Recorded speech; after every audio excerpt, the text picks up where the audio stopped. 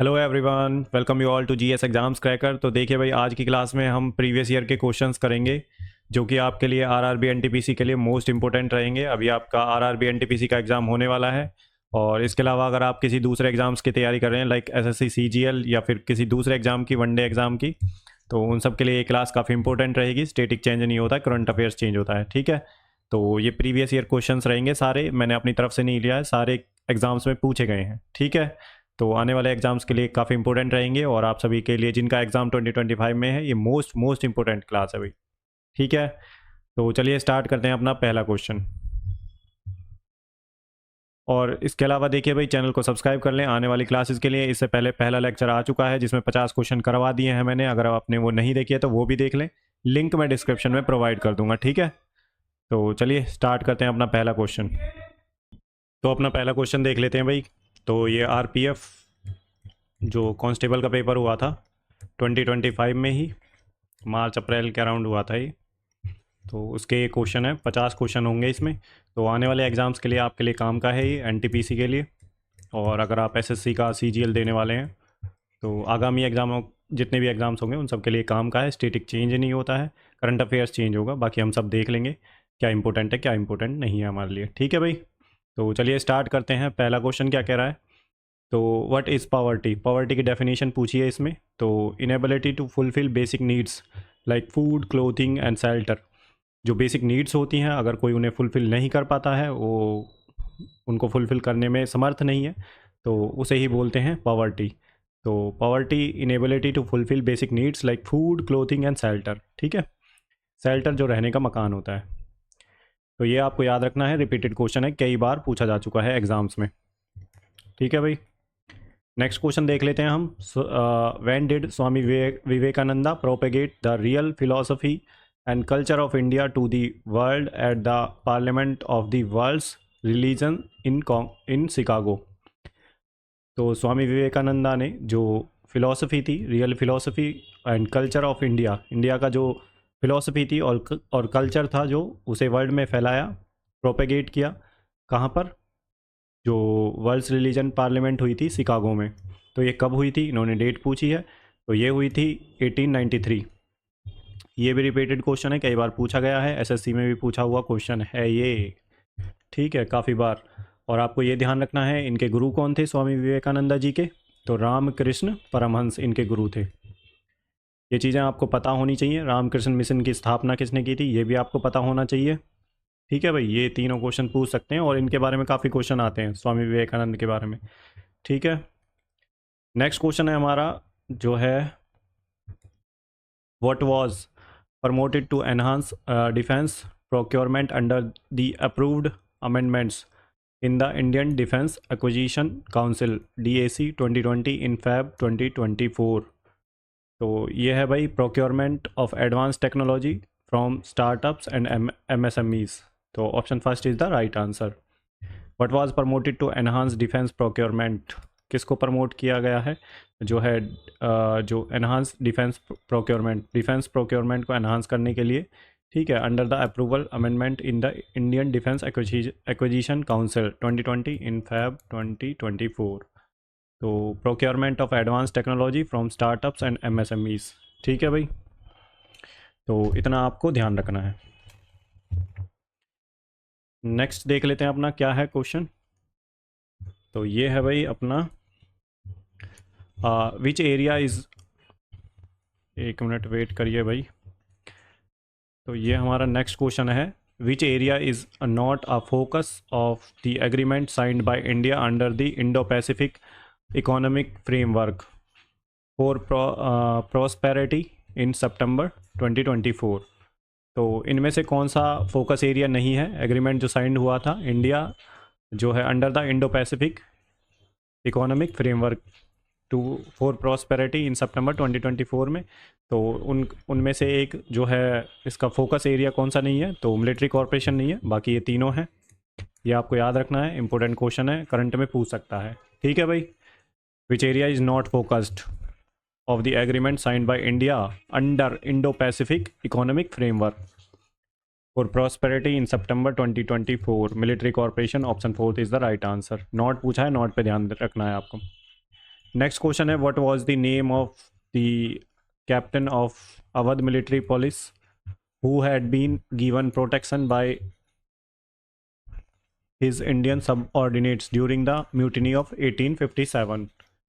तो देखिए भाई 1857 का, इससे पहली शिफ्ट में जो पेपर हुआ था उसमें भी 50 क्वेश्चनों में से 3 क्वेश्चन जो आए थे 1857 के ऊपर आए थे। तो आपको याद रखना है जो 1857 का जो रिवोल्ट हुआ था, ठीक है, जो क्रांति हुई थी 1857 की, डिफरेंट जो रीजन्स हैं, डिफरेंट रीजन्स में से किसने पार्टिसिपेट किया था, ठीक है, लीडर्स कौन थे, लीडर्स पे क्वेश्चन पूछेगा, ठीक है। जैसे झांसी से किसने किया था लीड, और बिहार से किसने किया था, ठीक है, और दिल्ली से किसने किया था, ये आपको पता होना चाहिए, ठीक है। 1857 के क्वेश्चंस काफ़ी आते हैं म्यूटिनी के। तो यहाँ पे कौन थे भाई, कैप्टन हियर से, option second is the right answer. वैसे थोड़ा अटपटा क्वेश्चन है, इन्हें कोई याद नहीं रखता है, बट फिर भी पूछ लिया है तो हम इन्हें याद रखेंगे, ठीक है। मोस्टली वैसे ऐसे पूछता है कि इस रीजन में किस लीडर ने लीड किया था। तो यहाँ पे what was the name of the captain of Awadh military police who had been given protection by his Indian subordinate during the mutiny of 1857। तो याद रख लें, इस क्वेश्चन को रिपीट हो सकता है, ठीक है भाई। एग्जामिनर का कुछ नहीं पता कैसे क्वेश्चन पूछ लेता है वो। तो नेक्स्ट क्वेश्चन है, Khan Abdul Ghaffar Khan who founded the organisation of non violent revolutionaries known as red shirts was known by the name of. तो जो खान अब्दुल गफ़ार खान है, इन्हें जो है फ्रंटियर गांधी के नाम से जाना जाता है, ठीक है, इन्हें फ्रंटियर गांधी कहते हैं। और जो इन्होंने बनाया था ऑर्गेनाइजेशन, नॉन वायलेंट रिवॉल्यूशनरीज जो थे उन्हें रेड शर्ट बोलते थे, और खुदाई खिदमतगार भी बोलते थे, खिदमतगार, ठीक है। ये चीज़ें आपको याद रखनी है। नॉर्थ वेस्ट में हुआ था ये जो हुआ था मूवमेंट, खान अब्दुल गफ़ार खान को क्या बोलते हैं, फ्रंटियर गांधी। और दूसरा आपको याद रखना है, रेड शर्ट मूवमेंट इन्होंने स्टार्ट किया था खान अब्दुल गफ़ार खान ने, और खुदाई खिदमतगार जो फोर्स थी उन्हें ही बोलते हैं खुदाई खिदमतगार। तो इतनी चीज़ें आपको याद रखनी है इसकी, ठीक है। तो नेक्स्ट क्वेश्चन देख लेते हैं अपना, क्या है, the largest island in Andaman and Nicobar group is. तो जो मिडिल अंडमान है वो लार्जेस्ट आइलैंड है अंडमान निकोबार ग्रुप का, ये आपको याद रखना है। ये क्वेश्चन रिपीट हो सकता है, ठीक है भाई। और आप एक चीज़ और बताएंगे मुझे कमेंट सेक्शन में, जो है अंडमान एंड निकोबार, जो ये दो हैं अंडमान और निकोबार को, कौन सा जो है चैनल अलग करता है, कितने डिग्री चैनल है जो अलग करता है, वो आप कमेंट सेक्शन में लिख के मुझे बताएंगे, ठीक है। अगर नहीं पता है तो गूगल कर लो, देख लो, ऐसे क्वेश्चन पूछे गए हैं एग्ज़ाम्स में कई बार, ठीक है। फिर आ गया तो फिर आप को याद नहीं रहेगा कि पढ़ा तो था, तो एक बार देख लें, लिख देंगे, उससे चीज़ें याद रहेंगी आपको। कमेंट सेक्शन में लिखें, ठीक है भाई, कि अंडमान और निकोबार जो आइलैंड ग्रुप्स हैं उनको कौन सी जो है चैनल, कितने डिग्री चैनल अलग करता है, तो वो आप मुझे बताएंगे। क्वेश्चन, नेक्स्ट क्वेश्चन है, which type of poverty is generally considered as a result of insufficient income. तो which type of poverty is generally considered as a result of insufficient income. तो ये जो है, जो इनसफिशिएंट इनकम है, ये किस जो है टाइप की पॉवर्टी है, तो ये एब्सोल्यूट पॉवर्टी है। The poverty is generally considered as result of insufficient income, तो ये एब्सोल्यूट पॉवर्टी है भाई, ठीक है। तो नेक्स्ट क्वेश्चन देख लेते हैं हम, क्या है भाई, इन 1930 who is the most famous speech stressed the creation of Muslim state in north west India. तो 1930 में who is the most famous speech stressed the creation of Muslim state in north west India. तो किसने दी थी वो speech, तो sir Mohammad Iqbal ने दी थी, ठीक है भाई। इस क्वेश्चन को याद रख लें, इंपॉर्टेंट क्वेश्चन है, पूछ सकता है, रिपीट हो सकता है, ठीक है। Most famous speech stressed the creation of Muslim state in north west India, तो सर मोहम्मद इकबाल, ठीक है। वैसे ऐसे क्वेश्चन पूछता तो नहीं है, बट ठीक है, पूछ लिया तो अब इसे याद रख लेंगे। नेक्स्ट क्वेश्चन है, who was the commander in chief of Nana Saheb. तो नाना साहेब जो थे उनके कमांडर इन चीफ कौन थे, तो वो थे तात्या टोपे। इंपॉर्टेंट क्वेश्चन है, रिपीट हो चुका है कई बार, देखो 1857 की जो क्रांति थी उसमें ये सेकंड क्वेश्चन है, इससे ऊपर एक और क्वेश्चन आया था ना, तो ये इंपॉर्टेंट हो जाती है भैया आपके लिए। 1857 की क्रांति, रिवोल्ट, 1857 रिवोल्ट। ठीक है, नेक्स्ट क्वेश्चन देख लेते हैं क्या है। Which of the following is mainly, जो है, labourer intensive farming and utilises high doses of biochemical inputs and irrigation to obtain higher production. तो क्या है भाई, उसे क्या बोलते हैं? Which of the following is mainly labour intensive farming, labour intensive farming and utilise high doses of biochemical inputs, irrigation to obtain higher production. एक तो लेबर इंटेंसिव फार्मिंग है, high doses of biochemicals inputs इसमें use किए जाते हैं, जो biochemical inputs जो देते हैं, ठीक है, अपनी क्रॉप्स को उगाने के लिए इरिगेशन देते हैं और बायोकेमिकल इनपुट्स देते हैं, जिसकी वजह से हायर प्रोडक्शन होती है, तो वो उसे क्या बोलते हैं? Intensive subsistence farming. तो option 4 is the right answer, important है, इकोनॉमी का क्वेश्चन है, ठीक है, आप एग्रीकल्चर में भी ले सकते हैं। नेक्स्ट क्वेश्चन है, which of the following quantities remain conserve for a system which is subjected to a conservative forces. तो इसे बोलते हैं टोटल मैकेनिकल एनर्जी। थोड़ा टेक्निकल है ये, तो टेक्निकल क्वेश्चन आप छोड़ भी सकते हैं क्योंकि ग्रेजुएशन लेवल का एग्जाम है, नॉन टेक्निकल का, ठीक है। तो ये टेक्निकल वाले में आते हैं मोस्टली ऐसे question. Which of the following quantities remains conserve for a system which is subjected to a conservative force. तो ये है टोटल मैकेनिकल एनर्जी। फिजिक्स में काउंट कर सकते हैं वैसे, इसे थोड़ा याद रख ले, अगर नहीं भी पता है, नॉन साइंस बैकग्राउंड के बच्चे हो तो आप, ठीक है भाई। नेक्स्ट क्वेश्चन है, जिगलरनाटा कैटलिस्ट इज यूज्ड फॉर। तो पॉलीमराइज रिएक्शन जो होती है, पॉलीमराइजेशन रिएक्शन, ठीक है, तो जिगलरनाटा कैटलिस्ट यूज़ किया जाता है उसमें। नेक्स्ट क्वेश्चन है, the unit of magnetization is. तो ampere per metre, ampere per metre magnetisation की यूनिट है। ये इंपॉर्टेंट क्वेश्चन है, रिपीट हुआ है कई बार, ठीक है। नेक्स्ट क्वेश्चन है, to promote inland water transport in country dash waterways have been declared as national waterways under the national waterways act 2016। तो इनलैंड वाटर ट्रांसपोर्ट को प्रमोट करने के लिए कंट्री में 111 waterways has been declared as national waterways. तो ये एक policy थी नेशनल वाटर एक्ट के अंडर, जो एक्ट बना था 2016 का, उसके अंडर है। तो 111 नेशनल जो है 111 waterways have been declared as national waterways. Next question है हमारा, थोड़ा फैक्चुअल पेपर होता है बिल्कुल भाई। तो नेक्स्ट क्वेश्चन है, which international initiative aims to mobilise solar energy investment of $1000 billion by 2030। तो इंटरनेशनल सोलर अलायंस है भाई ये, ISA। तो इसका हेडक्वार्टर इंडिया में है, इंडिया के गुरुग्राम में, इतना आपको ध्यान रखना है। 2015 में बना था ये इंटरनेशनल सोलर अलायंस, ठीक है भाई। सोलर एनर्जी की बात हो रही है तो यहाँ पे यही आएगा, international solar alliance. Next question है भाई हमारा, which of the following constitutional amendment act added the 9th schedule to the constitution. Constitutional amendment act added the 9th schedule of the constitution. तो ये फर्स्ट कॉन्स्टिट्यूशनल अमेंडमेंट हुआ था जिसमें ये 9th schedule को ऐड किया गया था, और इस समय जो प्रधानमंत्री थे वो थे जवाहरलाल नेहरू, इतना आपको ध्यान रखना है, ठीक है भाई। ये फर्स्ट वाला इंपॉर्टेंट है, कई बार पूछा गया है और डिफरेंट एग्जाम्स में पूछा गया है ये वाला क्वेश्चन, रिपीटेड क्वेश्चन है, रिपीटेड। स्टेट PCS में भी कई बार पूछा गया है, एक बार तो प्रधानमंत्री पूछ लिए थे कि किसके टाइम में आया था।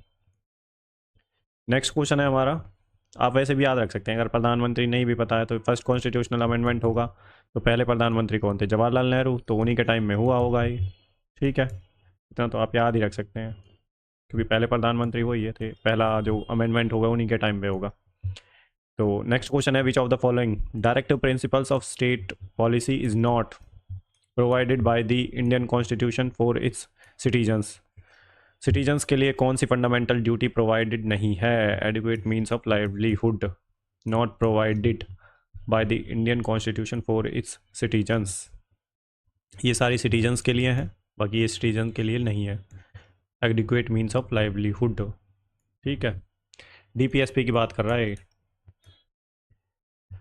तो डीपीएसपी आपको याद रखने हैं, डीपीएसपी आपको पता होने चाहिए किस पार्ट में है। तो डीपीएसपी आपके 4th पार्ट में है कॉन्स्टिट्यूशन के, ठीक है, और आर्टिकल 36 से लेके और 51 तक, तो ये आपको पता होनी चाहिए। नेक्स्ट क्वेश्चन है, what was the capital of Gupta empire during the rule of Ashoka?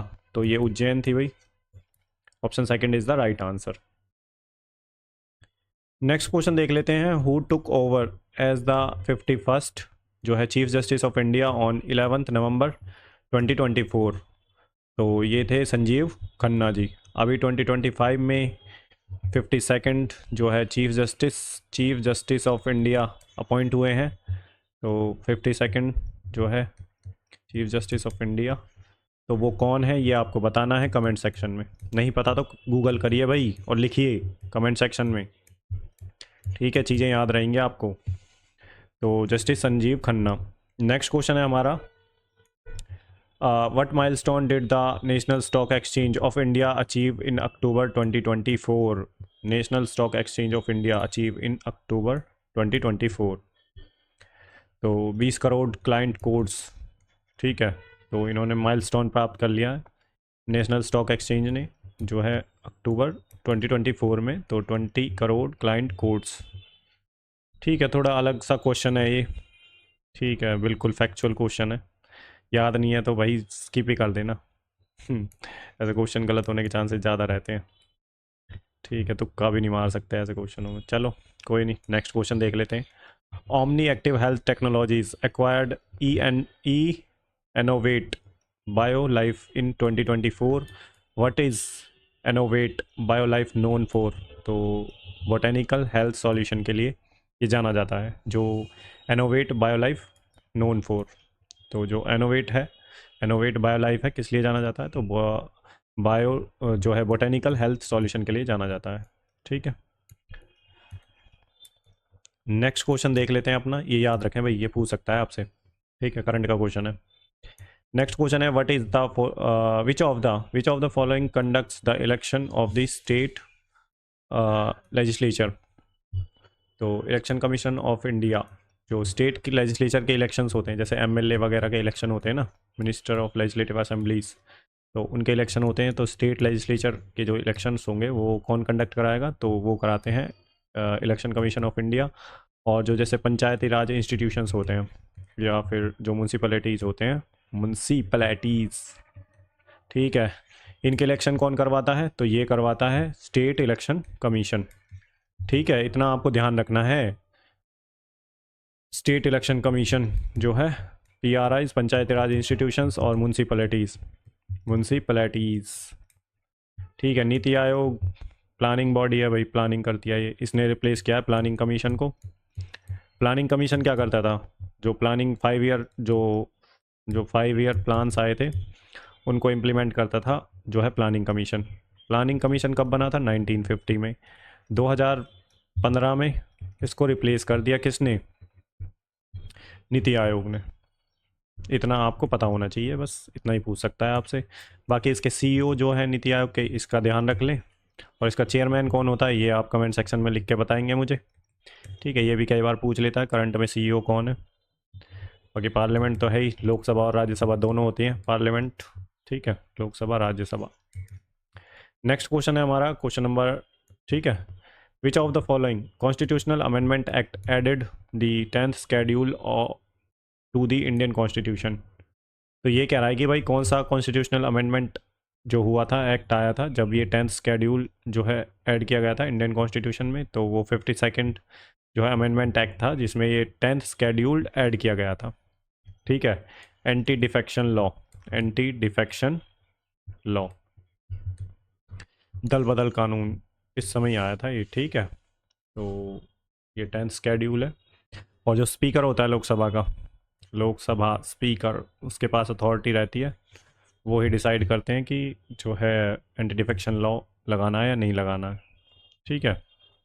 Next question है हमारा, इन September 2024 which of the following countries unveiled all new and powerful suicide drones shaded 136B during its annual military parade?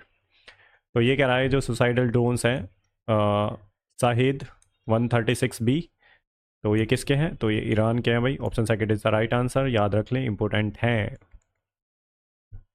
बायख्तर drones, बायख्तर drones, बायख्तर drones, drones जो हैं वो किसके हैं, वो आप मुझे कमेंट सेक्शन में बताएंगे। नहीं पता तो गूगल करिए। ये चीज़ें देखो भाई आपको करनी पड़ेंगी, अगर आप ये नहीं करेंगे तो फिर पीछे रह जाएंगे। जो बच्चे अच्छे मार्क्स लाते हैं उनका ये काम रहता है कि क्यूरियोसिटी रहती है। जो मैं बोल रहा हूँ उनको एक बार गूगल पे सर्च कर लें, अगर नहीं पता है तो वेल एंड गुड, नहीं पता तो गूगल पे सर्च करिए और कमेंट सेक्शन में लिख डालिए। चीज़ें याद रहेंगी आपको, आपका ही बेनिफिट है इसमें, मेरा नहीं है, आपका ज़्यादा है। आपका एग्ज़ाम मार्क्स इंप्रूव होंगे तो आप कट ऑफ में आ जाएंगे।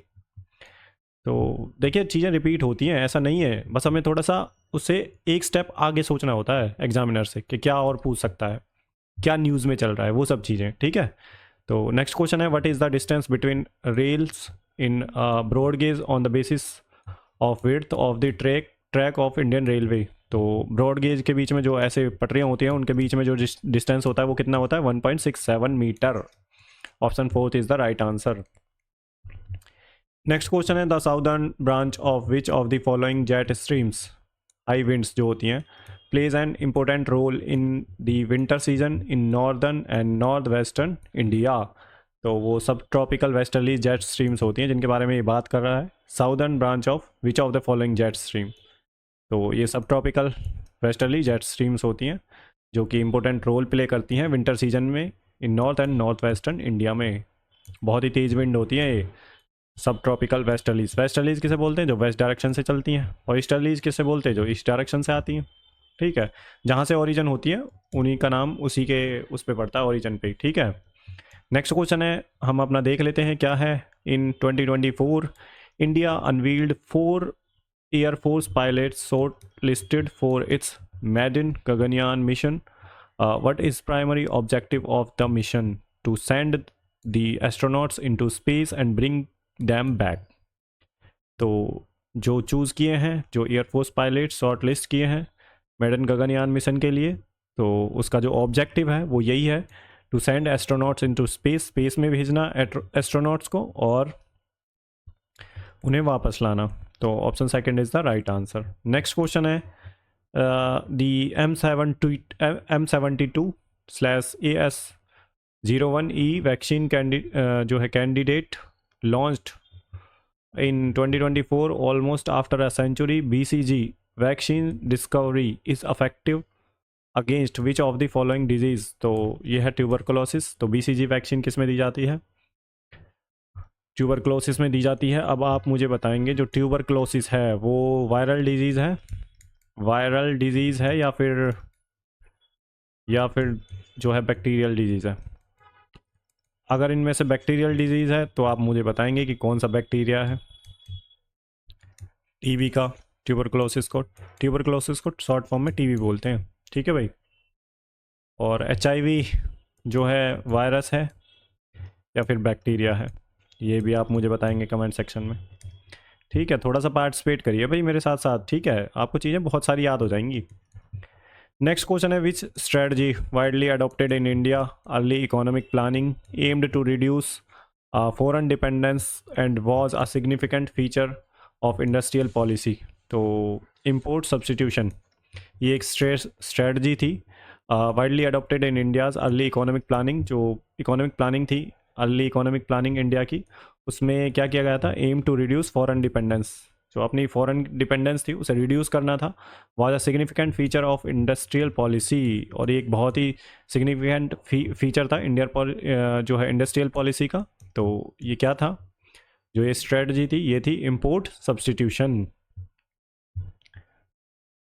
नेक्स्ट क्वेश्चन है भाई हमारा, citrus fruits which are essential component of a kitchen contain vitamin C. Vitamin C is also known as, तो विटामिन सी का जो नेम है वो क्या है? Ascorbic acid. ये याद रखें भाई, ये इंपॉर्टेंट है, कई बार रिपीट भी हो चुका है। और एक चीज़ और बताएंगे भाई, जो विटामिन सी है इसकी कमी से कौन सा जो है डिजीज़ होती है, ये आप मुझे कमेंट सेक्शन में बताएंगे। इंपॉर्टेंट क्वेश्चन है, कई बार आया हुआ है। ठीक है, चलो मैं बता देता हूँ। स्कर्वी डिजीज़ है जो जिससे क्या होता है कि मसूड़े जो होते हैं उनमें खून आने लगता है। ठीक है, विटामिन सी की कमी से। नेक्स्ट क्वेश्चन है हमारा, as of October 2024 the cash reserve ratio in India is. तो अक्टूबर 2024 तक जो है कैश रिजर्व रेशियो कितना था इंडिया में, तो 4.5% था। तो कैश रिजर्व रेशियो क्या होता है, जो बैंक होती हैं इनको कुछ पैसा आरबीआई के पास जमा करना पड़ता है, ठीक है, कुछ परसेंटेज, वही ये परसेंटेज है, इतना जो है आपको जो है कैश रिजर्व रेशियो के रूप में आरबीआई के पास जमा करना होता है कैश में। ठीक है भाई, कैश रिजर्व रेशियो तो इतना आपको पता होना चाहिए। एक होता है एसएलआर, स्टैट्यूटरी लिक्विडिटी रेशियो, ठीक है, इसमें भी हम जो है गवर्नमेंट सिक्योरिटीज़ होती हैं वो जो बैंक्स होती हैं वो आरबीआई के पास जमा करती हैं, दोनों एक ही काम करते हैं, ठीक है। एसएलआर गवर्नमेंट सिक्योरिटीज़ के रूप में होता है। नेक्स्ट क्वेश्चन देख लेते हैं हम अपना, who build the temple for goddess Nisumbhasudini. तो किसने बनवाया था जो है गॉडेस निसुम्बसुदिनी का मंदिर, जो है ये बनवाया था विजयाला चोला ने। ठीक है भाई, नेक्स्ट क्वेश्चन देख लेते हैं अपना, in the summer Olympic 2024 who became the first Indian to win 2 medals in a single Olympics post independence. तो पोस्ट इंडिपेंडेंस के बाद जब हमारा देश आज़ाद हुआ था तो उसके बाद पहला इंडियन कौन बना है जिसने 2 मेडल्स जीते हैं एक ही ओलंपिक्स में, तो वो है मनु भाकर 2024 में। आप जितने भी जो है पेरिस ओलंपिक्स हुए थे, अभी पेरिस ओलंपिक्स की बात कर रहा है, तो यहाँ पे जिसको मेडल मिला था, ठीक है, तो उन खिलाड़ियों के बारे में आपको पता होना चाहिए। और जो स्पोर्ट्स अवार्ड्स मिले हैं, स्पोर्ट्स अवार्ड्स 2025 में 2025 में उनका भी आपको याद रखना है। पद्मा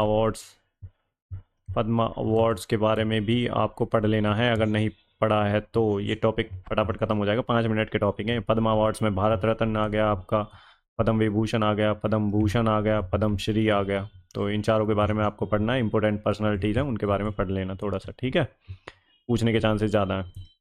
नेक्स्ट क्वेश्चन है हमारा, in which year did Jyotiba Phule open a school for girls which was the first girls school ever in the country.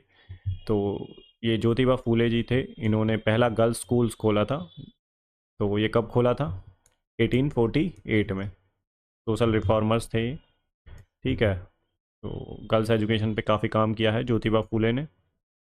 और इनकी जो वाइफ थी सावित्रीबाई फूले थी, सावित्रीबाई फूले, वो पहली महिला टीचर थी। तो इतना आपको ध्यान रखना है, ज्योतिबा फूले ने जो पहला गर्ल्स स्कूल्स खोला था वो कहाँ खोला, कब खोला था, 1848 में। नेक्स्ट क्वेश्चन है, article 45 concerning child education was modified by which of the following constitutional amendment act. तो किस कॉन्स्टिट्यूशनल अमेंडमेंट एक्ट में ये जो 45 आर्टिकल था इसको मॉडिफाई किया गया, तो ये था भाई 86th कॉन्स्टिट्यूशनल अमेंडमेंट 2002। ठीक है भाई, तो यहाँ पे एजुकेशन के पर्पज़ से था ये आर्टिकल 45 जो है, ये डीपीएसपी के अंडर आता है, तो इसमें कुछ मॉडिफिकेशंस की गई थी। तो ये कब किया गया था अमेंडमेंट, 86 2002 में। ठीक है भाई, नेक्स्ट क्वेश्चन देखो एक चीज़ और बता देता हूँ मैं यहाँ पे, जो 42nd कॉन्स्टिट्यूशनल अमेंडमेंट हुआ था इसको मिनी कॉन्स्टिट्यूशन के नाम से भी जानते हैं, मिनी कॉन्स्टिट्यूशन, ठीक है। और ये कब हुआ था, 1976 में। और जो 73rd कॉन्स्टिट्यूशनल अमेंडमेंट हुआ था ये पीआरआई से रिलेटेड था, पंचायती राज इंस्टीट्यूशंस से रिलेटेड था ये 73rd अमेंडमेंट, 1992 में हुआ था ये। At the time of, next question देख लेते हैं, at the time of independence what was the major characteristics of Indian economy, India's economy. At the time of independence what was the major characteristics of India's economy. तो predominantly agrarian economy थी। Independence के time पे जो major characteristics थी वो कौन सी थी, तो वो थी जो हमारी सोसाइटी थी वो कैसी थी, तो वो मेजर कैरेक्टरिस्टिक्स में क्या था, तो प्रीडोमिनेंटली एग्रेरियन थी भाई। उस टाइम पे जब हमारा देश आज़ाद हुआ था तो जो हमारी इकोनॉमी जो थी वो प्रीडोमिनेंटली एग्रेरियन थी। ठीक है, नेक्स्ट क्वेश्चन देख लेते हैं, Uttarayan fair of Uttarakhand is related to the Indian festival of. तो ये मकर संक्रांति से रिलेटेड है। तो उत्तराखंड में इसे क्या बोलते हैं भाई, तो उत्तरायण फेयर बोलते हैं उत्तराखंड में। ठीक है, मकर संक्रांति को। अब आप मुझे बताएंगे आंध्र प्रदेश में क्या बोलते हैं, कमेंट सेक्शन में लिखिए आंध्र प्रदेश। ठीक है, तो आंध्र प्रदेश में क्या बोलते हैं मकर संक्रांति को, ये आप मुझे कमेंट सेक्शन में लिख के बताएंगे। नहीं पता तो गूगल करिए भाई, ठीक है, गूगल करोगे फिर लिखोगे तो सारी चीज़ें याद हो जाएंगी। ठीक है, नेक्स्ट क्वेश्चन है हमारा, what is the average annual rainfall in India as per the Indian meteorological department 2021। तो what is the average annual rainfall in India, तो as per the Indian meteorological department 2021, तो ये 119 सेंटीमीटर है। ठीक है, 2021 में as per Indian meteorological department. Next question है भाई हमारा, the slogan of Purna Swaraj was adopted as a goal on which date. तो स्लोगन जो दिया था पूर्ण स्वराज का, वो Purna Swaraj was adopted as a goal on which date, तो ये 26 जनवरी 1930 को। ठीक है, तो पूर्ण स्वराज का जो स्लोगन दिया था 26 जनवरी 1930 को, और ये कहाँ पे हुआ था, लाहौर सेशन था ये। ठीक है, जवाहरलाल नेहरू जी ने दिया था ये पूर्ण स्वराज। ठीक है भाई, तो इतना आपको पता होना चाहिए इस चीज़ के बारे में। ठीक है, ये इंपॉर्टेंट है, काफ़ी बार रिपीट हुआ है ये क्वेश्चन, रिपीटेड क्वेश्चन है एसएससी वगैरह में। नेक्स्ट क्वेश्चन है हमारा, which of the following is the death anniversary of Sufi saint usually held at the respective saints dargah और श्राइन। तो किस जो संत हैं, एक संत थे, उनके जो डेथ एनिवर्सरी है उस पर ये फेस्टिवल मनाया जाता है। तो उस फेस्टिवल है राजस्थान में होता है, राजस्थान। ठीक है भाई, इतना आपको ध्यान रखना है, रिस्पेक्टिव सेंट्स दरगाह और श्राइन। तो ये ठीक है, तो डेथ एनिवर्सरी ऑफ सूफी संत, तो ये शेख जो गरीब ख्वाजा नवाज हैं अजमेर में, मोइनुद्दीन चिश्ती से, तो उनके जो डेथ एनिवर्सरी है उस पर ही ये फेस्टिवल मनाया जाता है, उर्स फेस्टिवल। ठीक है, नेक्स्ट क्वेश्चन है हमारा, LIC increase its stake in bank of Maharashtra to 7.10% by acquiring 25.96 crore shares at what price through QIP in October 2024। तो ये कितना था भाई, increase stake in bank of Maharashtra to 7.10% by acquiring 25.96 crore shares at what price through QIP in October 2024। तो ये था 57.36, तो option third is the right answer. ठीक है भाई, नेक्स्ट क्वेश्चन है, what does article 164 of the Indian constitution state about the appointment of the chief minister. तो what does article 164 of the Indian constitution state about the appointment of the chief minister. तो chief minister shall be appointed by governor. तो ये what does the article 164 of the Indian constitution state about the appointment of the chief minister. तो article 164 है, इसमें chief minister shall be appointed by the governor. तो article 164 क्या कहता है Indian constitution का, appointment of the chief minister, तो appointment of chief minister shall be appointed by governor. तो गवर्नर अपॉइंट करेंगे, आर्टिकल 164 में है। और आप मुझे बताएंगे पार्लियामेंट में प्राइम मिनिस्टर जो होते हैं उन्हें कौन अपॉइंट करता है और वो किस आर्टिकल में है। नहीं पता तो गूगल करिए, ठीक है, आपको करना ही पड़ेगा, इतनी मेहनत तो आपको ये चीज़ें पता होनी चाहिए अगर आप एग्ज़ाम देने जा रहे हैं तो। ठीक है भाई, नेक्स्ट क्वेश्चन है, which of the following is government program mean to reduce poverty in India. तो which of the following is a government program mean to reduce poverty in India. तो ये एक प्रोग्राम चलाया था गवर्नमेंट ने poverty को reduce करने के लिए। तो इस प्रोग्राम का नाम है नेशनल रूरल लाइवलीहुड मिशन। तो option fourth is the right answer. What is the inflation projection for financial year 2025 as retained by RBI in its monetary policy committee meeting held in October 2024? तो ये कितना है भाई इन्फ्लेशनर, जो inflation projection है financial year 2025 के लिए, retained bye RBI in its monetary policy committee meeting जो है अक्टूबर 2024 में हुई थी। तो ये थी 4.5%। मॉनेटरी पॉलिसी जो कमेटी है इसमें आप बताएंगे कौन कौन इसके मेंबर्स होते हैं। ठीक है, ये आपको पता होना चाहिए, गवर्नमेंट के कितने मेंबर्स होते हैं, RBI के कितने मेंबर्स होते हैं, कौन हेड करता है मॉनेटरी पॉलिसी को, इतना आपको पता होना चाहिए। और इसकी मीटिंग मंथ में जो है ईयर में कितने बार होती है, बस ये चीज़ें आपकी पता होनी चाहिए मॉनेटरी पॉलिसी कमेटी के बारे में।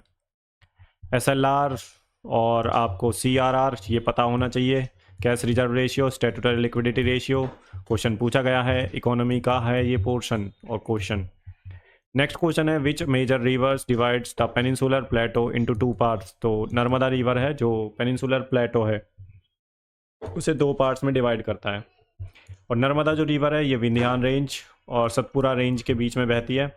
और ये तो हो गई आपकी नर्मदा रिवर।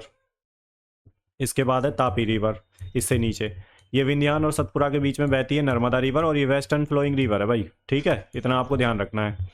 ताप्ती रिवर भी वेस्टर्न फ्लोइंग रिवर है। अब सतपुरा और किसके बीच में बहती है? ये बहती है सतपुरा और जो ताप्ती रिवर है, ये ताप्ती रिवर है, ये सतपुरा रेंज है, ये विंध्यान रेंज है, और ये सतपुरा और जो है अजंता रेंज के बीच में बहती है जो ताप्ती रिवर है, ठीक है, इतना आपको पता होना चाहिए। नेक्स्ट क्वेश्चन है, ये चीज़ें ना आपको अभी, अब आपका एग्ज़ाम टाइम चल रहा है, अब आपको बहुत ज़्यादा पढ़ने की ज़रूरत नहीं है, अब बस फटाफट से रिवीजन करिए। ये चीज़ें आपकी बहुत बेसिक है और ये पता होनी ही चाहिए। बहुत इजी क्वेश्चन भी आते हैं, ऐसी बात नहीं है, बहुत टफ ही क्वेश्चन आएंगे आपके एग्जाम में, ठीक है। अगर आपको ये नहीं पता फिर भी आप निकाल सकते हैं। नर्मदा अच्छा दो पार्ट्स में डिवाइड करते हैं, इधर से चलती है, इधर से जाती है, और इधर वेस्टर्न फ्लोइंग है, ये जो इधर गिरती हैं वो ईस्टर्न फ्लोइंग है, ईस्टर्न फ्लोइंग, ठीक है। और ये क्या बनाती हैं? डेल्टा बनाती हैं, और ये बनाती हैं एस्चुरीज, ठीक है। नेक्स्ट क्वेश्चन है हमारा which scheme of the Indian government provides lump sum ex gratia assistance to outstanding sports person of yesteryears. तो ये थी भाई Pandit Deendayal Upadhyay national welfare fund for sports person. तो एक्स ग्रेशिया अमाउंट प्रोवाइड करेंगे, lump sum ex gratia amount outstanding performance के लिए sports person के लिए, ठीक है। तो ये Pandit Deendayal Upadhyay national welfare fund for sports. तो स्कीम्स के बारे में दो क्वेश्चन पूछ लिए भाई, ठीक है। तो एक तो नेशनल रूरल लाइवलीहुड मिशन के बारे में पूछ लिया, पॉवर्टी पे इस वाले जो एग्ज़ाम है इसमें पॉवर्टी पर फोकस था, पॉवर्टी की डेफिनेशन भी पूछ ली और पॉवर्टी के बारे में पूछ भी लिया, स्कीम्स कौन सी चलाई है गवर्नमेंट ने। तो ये आपको वुल्नरेबल जो सेक्शन होते हैं ना, जो वुल्नरेबल सेक्शंस होते हैं उनके बारे में आपको पता होना चाहिए। जैसे वुमेन से रिलेटेड कोई स्कीम्स है या वीकर सेक्शन से रिलेटेड कोई स्कीम्स है तो उसके बारे में आपको पता होना चाहिए, ठीक है, पढ़ लें जो इंपॉर्टेंट स्कीम्स है। नेक्स्ट क्वेश्चन है 1917 which Irish women along with Annie Besant and Sarojini Naidu founded the Women's Indian Association in Adyar, Madras to bring awareness among women। तो which is women along with Annie Besant और सरोजनी नायडू के साथ तीसरी महिलाएं कौन सी थी जिन्होंने women's Indian association Adyar Madras में, ठीक है, वुमेंस को अवेयरनेस प्रोवाइड की। तो ये थी भाई जो women's Indian association, Margaret cuisine. तो तीनों थे इसमें, तीनों का नाम आपको पता होना चाहिए, एनी बेसेंट, सरोजनी नायडू और मार्गरेट कुजिन। नेक्स्ट क्वेश्चन है हमारा which of the following locations hold the significance of being the headquarters of the south central zone of Indian railway. तो इनमें से कौन सी लोकेशंस हैं hold the significance of being the headquarter of the south central zone का जो headquarter है वो कौन सा है? इंडियन रेलवे का Secunderabad. Option third is the right answer. तो आपको हेडक्वार्टर्स पता होने चाहिए रेलवे के, कितने जोन्स में बटा हुआ है रेलवे और उनके हेडक्वार्टर्स कहाँ कहाँ पे हैं, थोड़ा सा आइडिया होना चाहिए आपको, ठीक है, क्योंकि रेलवे का ही पेपर है तो इतना तो आपको पता ही होना चाहिए। नेक्स्ट क्वेश्चन है which of the following is the SI unit used for measuring thermodynamics temperature. तो थर्मोडाइनमिक टेम्परेचर को मापने के लिए, ठीक है, एसआई जो यूनिट है तो वो कौन सी है? तो वो है kelvin. Option first is the right answer. Thermodynamic temperature को किस में नापते हैं? ऐसा यूनिट क्या है? केल्विन है।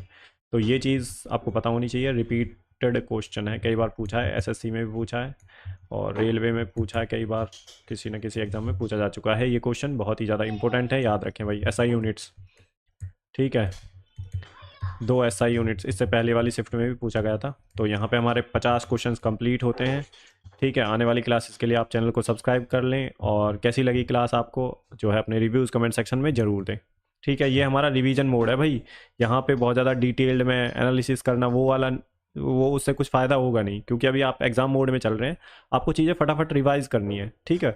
और जो चीज़ें प्रीवियस ईयर एग्जाम्स में पूछी गई हैं उससे क्या है कि चीज़ें ना वो रिपीट होने के चांसेस ज़्यादा रहते हैं। स्टेटिक जो जीके होती है, ठीक है, करंट अफेयर्स में चेंज होता है, वो तो आपको देखो मंथली मैगजीन पढ़नी पड़ेंगी, ईयरली मैगजीन्स पढ़नी पड़ेंगी, बट ये चीज़ें आपके टिप्स पे होनी चाहिए, ठीक है, जो बेसिक चीज़ें हैं। तो चलिए भाई, मिलते हैं अपनी नेक्स्ट क्लास में, तब तक के लिए अपना ध्यान रखिए, गुड बाय, जय हिंद, ठीक है। और चैनल को सब्सक्राइब कर लें आने वाली क्लासेस के लिए, नहीं तो आप रह जाएंगे वंचित।